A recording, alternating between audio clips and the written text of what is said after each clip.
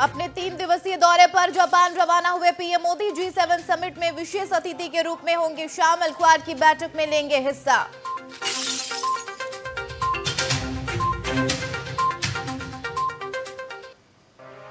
कर्नाटक में शपथ ग्रहण से पहले वीआईपी मेहमानों की लिस्ट आई सामने। बिहार, झारखंड, राजस्थान के सीएम होंगे शामिल। केजरीवाल और केसीआर को नहीं मिला न्योता।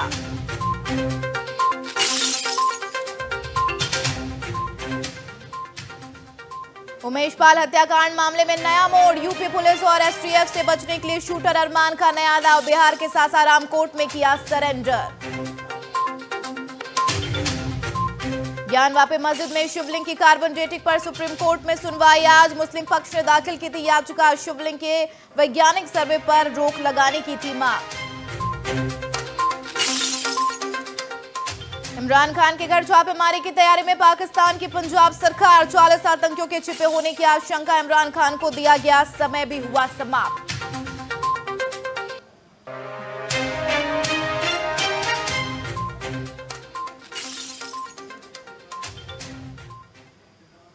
नमस्कार, टीएनपी न्यूज देख रहे हैं आप और मैं आपके साथ हूं चंदा यादव। G7 समिट में विशेष अतिथि के तौर पर पीएम मोदी आज जापान के लिए रवाना हो चुके हैं। जापान में पीएम मोदी हिरोशिमा में आयोजित G7 देशों के लीडर से मुलाकात करेंगे। साथ ही विशेष अतिथि के तौर पर पीएम मोदी G7 समिट को संबोधित भी करेंगे। सूत्रों की माने तो इस दौरान पीएम मोदी शांति, स्थिरता और समृद्धि, खाद्य, ऊर्जा सुरक्षा, स्वास्थ्य, लैंगिक समानता जैसे मुद्दों पर अपनी बात रखते हुए नजर आएंगे। इसके अलावा पीएम मोदी G7 देशों के नेताओं के साथ द्विपक्षीय वार्ता भी करेंगे। बता दें, G7 समिट के बाद जापान में ही क्वाड की बैठक भी आयोजित की जाएगी, जिसके सदस्य देश के रूप में पीएम मोदी इस बैठक में शामिल होंगे। जापान में पीएम मोदी 21 मई तक रहेंगे, जिसके बाद 22 मई को वे पापुआ न्यू गिनी का दौरा करेंगे, जहां वे पापुआ न्यू गिनी के प्रधानमंत्री जेम्स मारेपे के साथ संयुक्त रूप से भारत प्रशांत द्वीप समूह सहयोग के लिए फोरम के तीसरे शिखर सम्मेलन की मेजबानी करेंगे।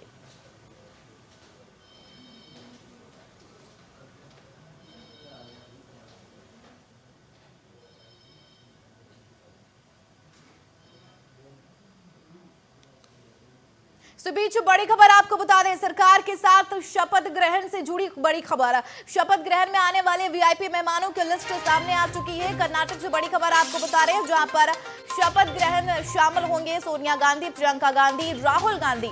पश्चिम बंगाल के सीएम ममता बनर्जी भी शपथ ग्रहण में शामिल होंगी। राजस्थान के सीएम अशोक गहलोत भी उनको निमंत्रण भेजा गया है। साथ ही भूपेश बघेल, नीतीश कुमार को भी न्योता भेजा गया है। हिमाचल पुडुचेरी के सीएम का नाम भी लिस्ट में शामिल है। तमिलनाडु और झारखंड के सीएम भी इस समारोह का हिस्सा होते हुए नजर आएंगे। तो बड़ी खबर आपको बता रहे हैं कर्नाटक से, जहां पर शपथ ग्रहण से पहले तमाम मेहमानों की लिस्ट यहां पर जारी कर दी गई है।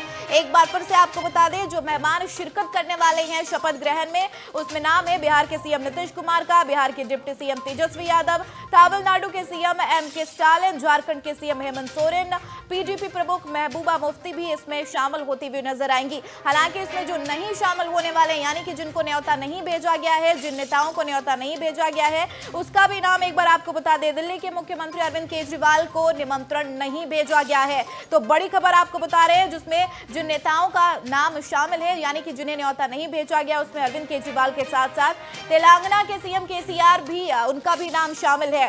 केरल के मुख्यमंत्री पी विजयन, आंध्र प्रदेश के सीएम जगन मोहन रेड्डी का नाम भी शामिल है। साथ ही उड़ीसा के सीएम नवीन पटनायक का भी नाम इसमें शामिल है, जिन्हें न्योता नहीं भेजा गया है। तो बड़ी खबर आपको बता रहे हैं, जहां पर कर्नाटक के सीएम के नाम की घोषणा होने के बाद 20 मई को शपथ ग्रहण का कार्यक्रम होगा और तमाम कार्यक्रम में नेता जो है शिरकत करते हुए नजर आएंगे।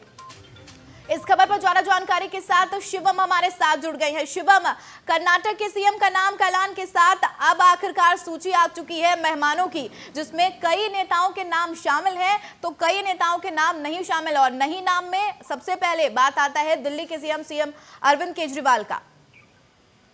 बिल्कुल चंदा जी, आपने सही कहा कि कर्नाटक में कल शपथ ग्रहण समारोह लगभग 12:30 बजे शपथ ग्रहण समारोह किया जाएगा, क्योंकि वही देखा जाए कि जो वीआईपी गेस्ट होंगे, जो मुख्य अतिथि के तौर पर शिरकत करेंगे, क्योंकि सोनिया गांधी, प्रियंका गांधी और राहुल गांधी शामिल होंगे। और साथ ही साथ देखा जाए पंजाब में बंगाल के जो सीएम है ममता बनर्जी रहेंगे, राजस्थान के सीएम अशोक गहलोत रहेंगे, छत्तीसगढ़ के सीएम भूपेश बघेल रहेंगे, बिहार के सीएम नीतीश कुमार रहेंगे जी। और हिमाचल के सीएम सुखविंदर सिंह सुक्खू रहेंगे और पांडिचेरी के सीएम रहेंगे, तेलंगाना के सीएम रहेंगे और झारखंड के मतलब माना जाए कि जितने भी मुख्यमंत्री हैं कुछ प्रदेशों को उनको निमंत्रण भेजा जा चुका है। उनको कल वो सीएम शपथ ग्रहण समारोह में शामिल हो गए। कहीं ना कहीं देखा जाए जिससे कहीं ना कहीं नाराजगी भी जाहिर की जाती है कि कुछ नेताओं को निमंत्रण नहीं गया, जैसे दिल्ली के मुख्यमंत्री अरविंद केजरीवाल उसमें नहीं शामिल होते और केरल के लोग नहीं, केरल के मुख्यमंत्री नहीं शामिल हो सकते। लेकिन कहीं ना कहीं देखा जाए 2024 का जो लोकसभा चुनाव है उसको लेकर कांग्रेस कहीं ना कहीं कमजोर नहीं होती दिख रही है, क्योंकि वो विपक्ष को जितने भी अभी तक मतलब 8 से 10 जो वीआईपी मुख्यमंत्री हैं उनका नाम शामिल करके उनको निमंत्रण भेजा कल के शपथ ग्रहण समारोह के अंदर। शिवम, जिस तरीके से देखा जाए, हालांकि नाम का लिस्ट तो यहाँ पर सामने आ चुका है, लेकिन अगर जिन नामों की बात कर ले जिनका नाम नहीं शामिल है, क्या देखेंगे सियासी समीकरण की वजह से दूरी बनाई गई है?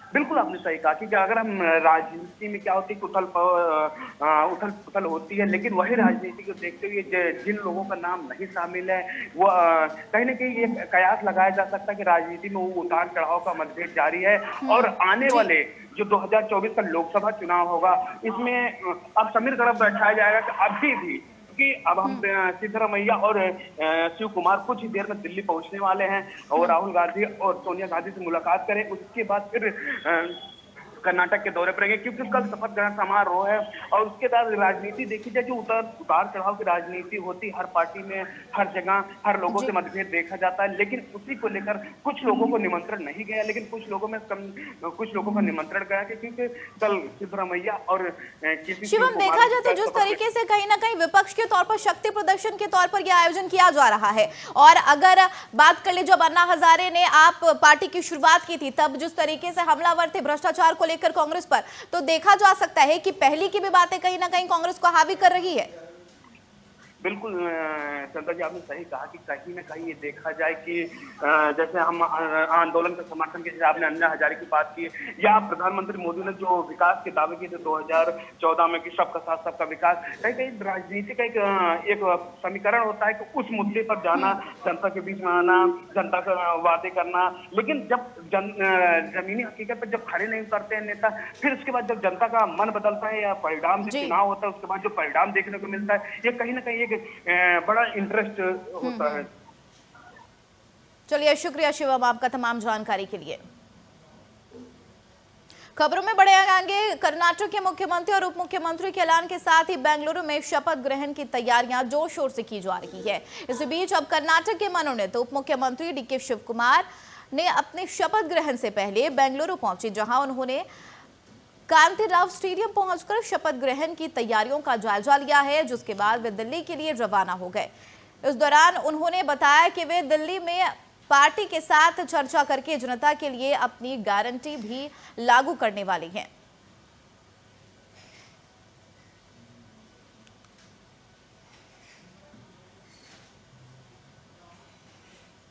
उधर दिल्ली में नौकरशाहों को लेकर सुप्रीम कोर्ट के फैसले के बाद भी केजरीवाल सरकार और एलजी विनय सक्सेना के बीच अधिकार क्षेत्र को लेकर जारी विवाद थमने का नाम नहीं ले रहा है। अब एक बार फिर दिल्ली सरकार के मंत्री सौरभ भारद्वाज ने ट्वीट कर एलजी विनय सक्सेना पर निशाना साधा है। उन्होंने अपने ट्वीट में लिखा कि सेवा सचिव को बदलने के लिए सरकार ने कल शाम माननीय एलजी को फाइल भेजी थी। एलजी चुनी हुई सरकार की सहायता और सलाह से बंधे हैं।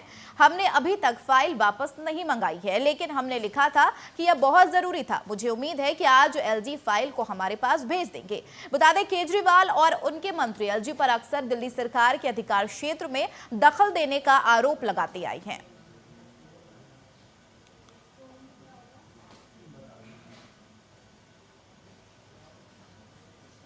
उधर पाकिस्तान में मौजूदा सरकार और इमरान खान के बीच तनातनी लगातार बढ़ती ही जा रही है। इस बीच अब पाकिस्तान की पंजाब सरकार ने करीब 400 पुलिस बल के इमरान खान के जमान पार्क स्थित घर में घुसने की तैयारी कर रही है।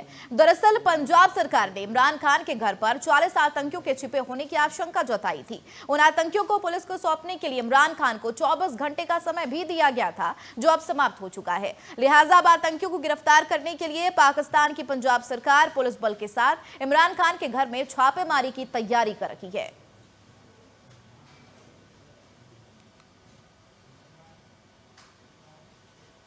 पूर्व सांसद और बाहुबली नेता आनंद मोहन की रिहाई के खिलाफ आज सुप्रीम कोर्ट में सुनवाई होनी है। बताते चले गोपालगंज के तत्कालीन डीएमजी कृष्णया की पत्नी उमा कृष्णया ने आनंद मोहन की रिहाई के खिलाफ सुप्रीम कोर्ट में याचिका दायर की थी, जिस पर 8 मई को कोर्ट में पहली सुनवाई हुई थी। उस दौरान सुप्रीम कोर्ट ने बिहार सरकार और आनंद मोहन दोनों को नोटिस जारी किया था। आज इस पूरे मामले पर सुप्रीम कोर्ट में सुनवाई होगी, जिसमें आनंद मोहन के वकील एपी सिंह उनका पक्ष रखेंगे। बता दें, आनंद मोहन डीएमजी कृष्णया के हत्या मामले में जेल की सजा काट रहे थे, जिसे हाल ही में नीतीश सरकार ने कानून में बदलाव कर रिहा कर दिया था। तो जी कृष्णया की पत्नी ने याचिका दायर की थी। आनंद मोहन के वकील आज अपना पक्ष रखते हुए नजर आएंगे। ज्यादा जानकारी के साथ गौतम तिवारी हमारे साथ जुड़ गए हैं। गौतम, आनंद मोहन की रिहाई पर सुप्रीम कोर्ट में आज सुनवाई होनी है, फिलहाल वहां की स्थिति क्या कुछ बताई जा रही है? चंदा, देखिए मैं आपको एक बात बता दूं, 1994 में जो एक जिला अधिकारी जिसे कहा जाता है, उसकी जो जिसका नाम कैया जो है, उनका जो है बिहार में दंगाइयों के उग्र भीड़ में बताया जा रहा था कि उसने उनकी हत्या कर दी। उसको लेकर के आनंद मोहन जेल में थे, लेकिन बिहार सरकार ने उनको अभी फिलहाल जल्द में ही उनके बेटे की शादी को लेकर के उनको जेल से रिहा करवा दिया गया था। तो उसको लेकर के जो है आनंद मोहन और बिहार सरकार को नोटिस भेजा गया था। जिस तरीके से उनकी जमानत कराई गई थी, उसको लेकर के जो जिलाधिकारी थे कृष्णया, उनकी पत्नी जो थी, उन्होंने याचिका दायर की थी। तो पहले सुनवाई में तो बात नहीं, लेकिन 8 तारीख को सुनवाई होनी थी जी। तो उसको लेकर के आज जो सुनवाई होनी है 19 तारीख को, उसको लेकर के अभी जो सस्पेंस बना हुआ है कि क्या बिहार सरकार जो है बाहुबलियों को, जो बड़े जिसका नाम बाहुबलियों में आता है, शुमार है पूरे इंडिया में उन आनंद मोहन का नाम, तो उसको लेकर के जो सरकार पे तो उंगलियां उठ रही हैं, जिस तरीके से उनकी जमानत कराई गई थी। फिलहाल अभी जो फैसला आने का इंतजार हो रहा है कि क्या फैसला आता है कोर्ट की तरफ से। जी गौतम, जिस तरीके से 8 मई को पहली सुनवाई की गई थी, आज फिर से सुनवाई होनी है इस पूरे मामले को लेकर, क्या लगता है राहत मिलती हुई नजर आएगी या फिर पक्ष में यहाँ पर मामला नहीं आने वाला है? देखिए, जिस तरह से एक जिलाधिकारी की हत्या कर दी जाती है, उस मामले में आनंद मोहन को उम्र कैद की सजा सुनाई जाती है, तो कहीं न कहीं सरकार पे भी अब सवाल खड़े करे, चाहे विपक्षी पार्टी चाहे बीजेपी से अब इन्होंने नाता तोड़ लिया, जेडीयू से हाथ मिला लिया है, तो कहीं न कहीं जो बिहार सरकार है उसको लेकर के जो सुप्रीम कोर्ट जो है वो सख्त हो सकती है। क्योंकि जिस तरीके से एक जिलाधिकारी की हत्या की जाती है और उसकी पत्नी याचिका दायर करती है कि जो इसमें उम्र कैद की सजा काट रहा है आनंद मोहन, उसको कैसे जेल से रिहा करा दिया जाता है, तो कहीं ना कहीं सवाल तो सरकार पे खड़ा होता है। जी चलिए गौतम, बहुत बहुत शुक्रिया इस खबर पर तमाम अपडेट के लिए। वाकई देखना है होगा कि आनंद मोहन की रिहाई पर सुप्रीम कोर्ट में आज क्या कुछ सुनवाई की जाती है।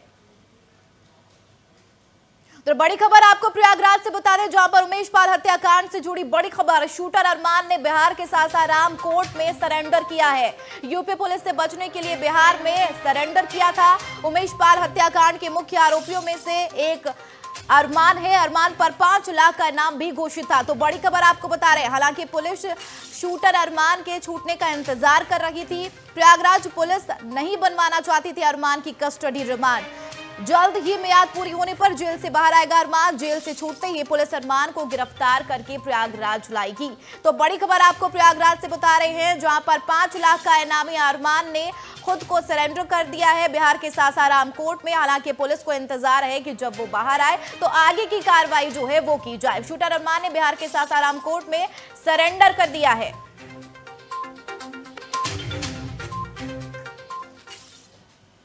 वाराणसी के ज्ञान वापी मस्जिद में मिले कथित शिवलिंग की कार्बन डेटिंग को लेकर सुप्रीम कोर्ट आज मुस्लिम पक्ष की अपील पर सुनवाई करेगा। दरअसल इलाहाबाद हाई कोर्ट ने वाराणसी की निचली अदालत के आदेश को खारिज करते हुए शिवलिंग की कार्बन डेटिंग की अनुमति दी थी, जिसके खिलाफ मुस्लिम पक्ष ने सुप्रीम कोर्ट में याचिका दायर कर कथित शिवलिंग के साइंटिफिक सर्वे के इलाहाबाद हाई कोर्ट के आदेश पर रोक लगाने की मांग की थी, जिस पर आज सुप्रीम कोर्ट में सुनवाई होनी है। बताते चले, इससे पहले हाई कोर्ट ने 22 मई को वाराणसी के डिस्ट्रिक्ट जज को शिवलिंग के कार्बन डेटिंग कराने को लेकर सुनवाई करने का आदेश दिया था। साइंटिफिक सर्वे कब और कैसे किया जाएगा यह डिस्ट्रिक्ट जज ही तय करेंगे। तो मुस्लिम पक्ष ने सुप्रीम कोर्ट में याचिका दाखिल की थी। कार्बन डेटिंग पर रोक लगाने की लगातार मांग की जा रही थी, जिसके बाद सुप्रीम कोर्ट में सुनवाई यहां पर की गई थी। तो ज्यादा जानकारी के साथ संवाददाता लवकेश हमारे साथ जुड़ गए हैं। लवकेश, कार्बन डेटिंग को लेकर जिस तरीके से लगातार मामले सामने आ रहे हैं, फिलहाल क्या कुछ अपडेट है? जी बिल्कुल चंदा, देखिए आज ज्ञान वापसी मामले पर सुप्रीम कोर्ट में सुनवाई होनी है। फैसले को लेकर मुस्लिम पक्ष ने दायर की है याचिका। वहीं पर वाराणसी में आज वाराणसी में तय होगा 7 केसों के नियमों का ज्ञान वापसी मिले जो शिवलिंग नुमा आकृति की साइंटिफिक सर्वे और कार्बन डेटिंग को लेकर सुप्रीम कोर्ट में आज सुनवाई होनी है। मुस्लिम पक्ष ने इसके लिए इलाहाबाद हाई कोर्ट के फैसले की याचिका दायर की है, जिसकी सुनवाई के लिए सुप्रीम कोर्ट ने मंजूरी दे दी है। अब यह देखना होगा कि ज्ञान वापसी मस्जिद प्रबंधन समिति की ओर से जो वकील हुजैफा अहमदी ने याचिका दायर की है, चीफ जस्टिस डीवाई चंद्रचूड़ और जस्टिस पीएस नरसिम्हा और जेबी पारदीवाल की पीठ में इस मामले की सुनवाई 19 तारीख को तय की गई थी। तो आज देखना होगा कि किस तरीके से सुप्रीम कोर्ट में सुनवाई होती है और जो मुस्लिम पक्ष ने याचिका दायर की है उसको लेकर के किस तरीके का फैसला आता है। लवकेश, देखा जाए तो करीब 1 साल हो चुके हैं इस मामले को लेकर और लगातार कहीं ना कहीं सुनवाई टलती हुई नजर आ रही थी। अगर सुनवाई होती भी है तो कुछ क्लियरेंस यहाँ पर नजर नहीं आ रहा था। तो क्या लगता है आज किसके पक्ष में मामला आ सकता है? जी बिल्कुल, देखिए जिस तरीके से जद्दोजहद चल रही है, 1 साल पूरे हो चुके हैं ज्ञान वापसी सर्वे को लेकर के, तमाम चीजों को लेकर के, लेकिन इस तरीके से लगातार डेट पे डेट तारीख मुकर्रर की जा रही थी। तो उसको लेकर के जो आज एएसआई सर्वे ज्ञान वापसी परिसर के जुड़े मामले को लेकर के यहाँ पर जो वाराणसी के जो जिला जज है अजय कृष्ण विश्वेश सुनवाई करेंगे। तो उनसे भी हिंदू पक्ष ने याचिका दायर की थी कि जिला सत्र न्यायालय में तलब किया। बता दें कि ज्ञान वापसी श्रीगाद गौरी मामले में 4 महिला आदमियों ने जो जिला जज के अदालत में आवेदन किया था, उनकी ओर से कहा गया था कि ज्ञान वापसी जुड़े 7 मामले में कई अदालतों में चल रहे हैं। चलिए लवकेश, बहुत बहुत शुक्रिया इस खबर पर अपडेट के लिए। वाकई देखना है होगा कि आज ज्ञान वापसी मामले में जो सुप्रीम कोर्ट में सुनवाई होनी है, आखिरकार किसके पक्ष में मामला आता है। यहाँ पर छोटे से ब्रेक के लिए ब्रेक के बाद खबरों का सिलसिला लगातार जारी है।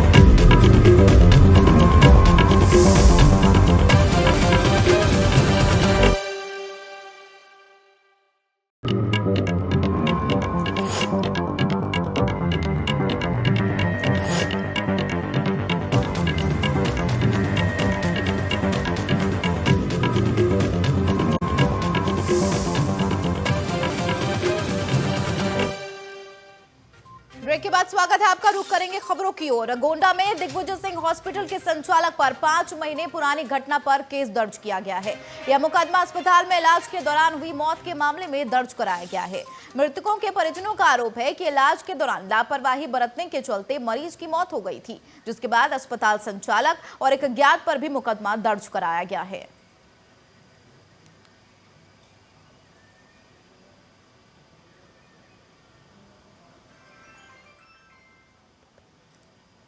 तो ज्यादा जानकारी के साथ संवाददाता भूपेंद्र हमारे साथ जुड़ गए। भूपेंद्र, फिलहाल इस पूरे मामले को लेकर क्या कुछ अपडेट है? जी चंद्रा जी, बताना चाहूंगा कि यह मामला 19 दिसंबर का है। 19 दिसंबर को एक महिला मरीज जो है ये भर्ती होती है दिग्विजय सिंह मेमोरियल हॉस्पिटल में, जहां डॉक्टर बीएन सिंह जो गोंडा के प्रख्यात चिकित्सक है, सर्जन है, उनके यहाँ भर्ती होती है। उसका ऑपरेशन होता है। ऑपरेशन के बाद में परिजनों का आरोप है कि वहां पर ठंडा ब्लड सीट से निकालकर वो चढ़ा दिया जाता है, जिससे मरीज की मौत हो जाती है। परिजन हॉस्पिटल में हंगामा करते हैं। हंगामा के बावजूद जब काफी प्रयास करते हैं, आज तक उसकी प्राथमिकी नहीं दर्ज हो पाती। 5 महीने बाद पुलिस अधीक्षक आकाश तोमर के आदेश पर प्राथमिकी दर्ज की गई है। अब देखना यह है कि आगे कार्रवाई पुलिस करती है, क्या होता है। भूपेंद्र, देखा जाए तो क्या ऐसे मामले पहले भी आ चुके हैं इस अस्पताल को लेकर? क्योंकि देखा जाए तो कई बार अस्पतालों में ऐसा होता है कि डॉक्टर तो होते हैं लेकिन उनके पास उस तरह की डिग्री नहीं होती है। कई बार कुछ भी इलाज करने को वहां पर चले जाते हैं। क्या ऐसे मामले सामने आ चुके हैं पहले भी, या फिर इस पूरे मामले को लेकर आला अधिकारी ने इस मामले को संज्ञान में लिया है? जी चंद्रा जी, बताना चाहूंगा क्योंकि ये मामला कहीं डॉक्टर की लापरवाही का कम, वहाँ जो उनका स्टाफ है उसकी लापरवाही ज्यादा दिखाई पड़ती है। क्योंकि डॉक्टर ऑपरेशन कर देता है और ऑपरेशन करने के बाद में डॉक्टर जब चला जाता है, जब उसके बाद में चलना होता है। परिजन का भी आरोप है कि इनके स्टाफ के द्वारा लापरवाही की गई और डॉक्टर क्योंकि हॉस्पिटल का मालिक है, जिसको लेकर परिजनों का आरोप था कि नहीं, इन लोगों ने लापरवाही की है, इसलिए वो दोषी है। चलिए भूपेंद्र, शुक्रिया आपका। खबर लखीमपुर से है, जहां तिकोनिया से प्रभात हत्याकांड पर आज फैसला सुनाया जाना है। हाईकोर्ट के लखनऊ बेंच के 2 जजों की पीठ से फैसला सुनाएगी। इस केस में केंद्रीय गृह राज्य मंत्री अजय कुमार मिश्रा मुख्य आरोपी हैं, जिन पर 8 जुलाई साल 2000 को लखनऊ विश्वविद्यालय के छात्र नेता प्रभात कुमार की गोली मारकर हत्या करने का आरोप लगा है। इस हत्याकांड में ट्रेनी समेत 4 लोगों के आरोपी बनाया गया था, जिस पर आज फैसला सुनाया जाएगा। तो हत्याकांड में मुख्य आरोपी अजय मिश्रा टर्नी है, जो कि आज इस पूरे मामले को लेकर फैसला सुनाया जाएगा। हालांकि लखनऊ बेंच सुनाएगी प्रभात हत्याकांड पर फैसला। ज्यादा जानकारी के साथ संवाददाता कमल मिश्रा हमारे साथ जुड़ गई है। कमल, लखनऊ में आज इस पूरे मामले को लेकर फैसला सुनाया जाएगा, फिलहाल क्या कुछ अपडेट है? देखिए चंदा, लखीमपुर खीरी में प्रभात गुप्ता हत्याकांड में फैसला आने की खबर के बाद काफी हलचल है। जन चर्चाओं का बाजार गर्म है, तमाम तरह की बातें की जा रही हैं। चंदा, मैं आपको बताऊं कि जुलाई 2000 में प्रभात गुप्ता लखनऊ विश्वविद्यालय के छात्र थे और उनकी गोली मारकर हत्या कर दी गई थी। उस मामले में वर्तमान में केंद्रीय गृह राज्य मंत्री अजय मिश्रा टेनी के अलावा सुभाष मामा, शशि भूषण और राकेश डालू को आरोपी बनाया गया था। अजय मिश्रा टेनी इस पूरे मामले में मेन मुख्य आरोपी बनाए गए थे। तो इसमें आज फैसला इस केस में आज फैसला आने की उम्मीद है। इलाहाबाद हाईकोर्ट की लखनऊ खंडपीठ द्वारा आज 2 जजों की पीठ ये फैसला सुनाएगी, ऐसी उम्मीद जताई जा रही है। एक बात यहाँ ये बताना बेहद जरूरी है कि इस प्रभात गुप्ता हत्याकांड का जो फैसला है अब तक 3 बार रिजर्व किया जा चुका है। पहली बार ये 12 मार्च साल 2018 में जस्टिस डीके उपाध्याय और जस्टिस डीके सिंह द्वारा रिजर्व किया गया था। उसके बाद 10 नवंबर 2022 में जस्टिस रमेश सिन्हा और जस्टिस रेणु अग्रवाल के द्वारा फैसला सुरक्षित किया गया और अब 21 फरवरी साल 2023 में जस्टिस AR मसूदी और जस्टिस OP शुक्ला की तरफ से इस मामले में फैसला सुरक्षित किया गया। हालांकि अब जस्टिस AR मसूदी और जस्टिस OP शुक्ला की ही बेंच आज प्रभात गुप्ता हत्याकांड में फैसला सुनाएगी, ऐसी उम्मीद जताई जा रही है। चंदा, कमल, जिस तरीके से देखा जाए मुख्य आरोपी अजय मिश्रा टेनी यहाँ पर नजर आ रहा है, तो क्या और भी लोगों की यहाँ संलिप्तता दिखी गई इस पूरे मामले को लेकर? क्या ऐसा कुछ निकलकर सामने आया कि किसी के आदेश पर इस तरीके का कांड किया गया? देखिए, ये तो अब तमाम चूंकि फैसला आने वाला है तो इसमें अभी अपनी ओर से कुछ कहना ये बहुत जल्दबाजी होगा। हालांकि इसमें टेनी के अलावा जो शख्स हैं वो सुभाष मामा हैं, शशि भूषण हैं और राकेश डालू, लेकिन इन चारों में केंद्रीय गृह राज्य मंत्री अजय मिश्रा टेनी को ही मुख्य आरोपी बनाया गया है। चंदा, चलिए, बहुत शुक्रिया कमल आपका इस खबर पर तमाम अपडेट के लिए। ज्ञानवापी परिसर में मिले शिवलिंग के साइंटिफिक सर्वे पर सुनवाई के लिए सुप्रीम कोर्ट राजी हो चुका है। शुक्रवार को सुनवाई की तारीख भी दे दी गई। आखिर क्या है ज्ञानवापी विवाद और कब कब क्या हुआ, देखिए इस रिपोर्ट में।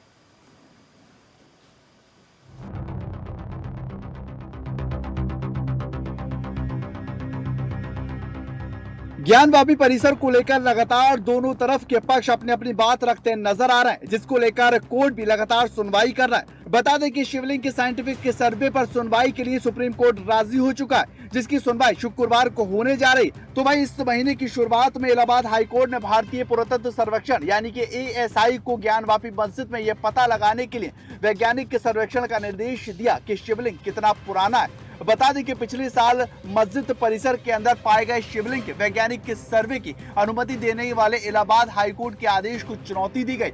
वरिष्ठ अधिवक्ता हुजैफा अहमदी ने भारत के चीफ जस्टिस DY चंद्रचूड़ की अध्यक्षता वाली पीठ के समक्ष मामले का उल्लेख किया। अहमदी ने यह कहा कि हाईकोर्ट ने यह आदेश लंबित निर्णयों के बावजूद पारित किया, जिसके बाद पीठ ने मामले की सुनवाई करने पर सहमति जताई। तो भाई, अब आपको बताते हैं आखिर पूरा मामला है क्या।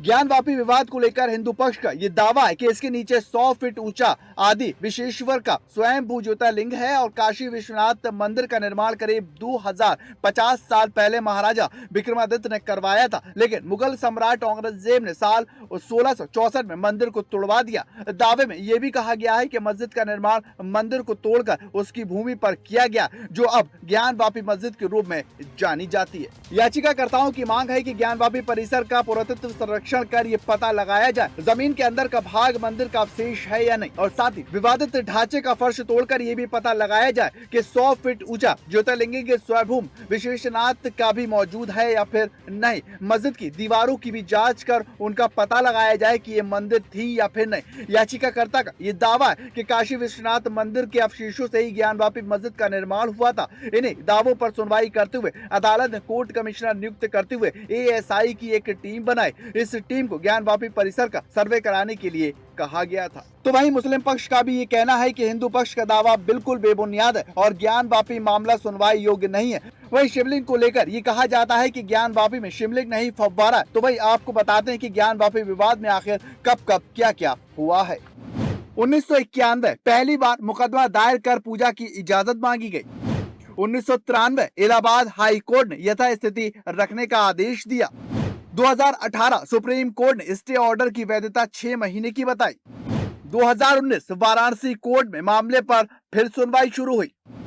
2021 फास्ट ट्रैक कोर्ट ने ज्ञानवापी का पुरातत्व सर्वेक्षण की मंजूरी दी।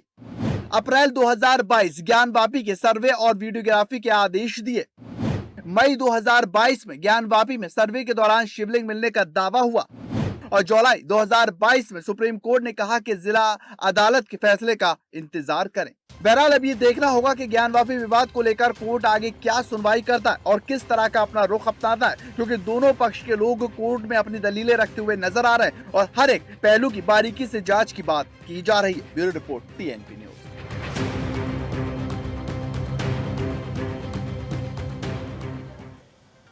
इसी के साथ बुलेटिन में फिलहाल मेरे साथ इतना ही। आगे और भी खबरों का सिलसिला TNP पर जारी है। नमस्कार।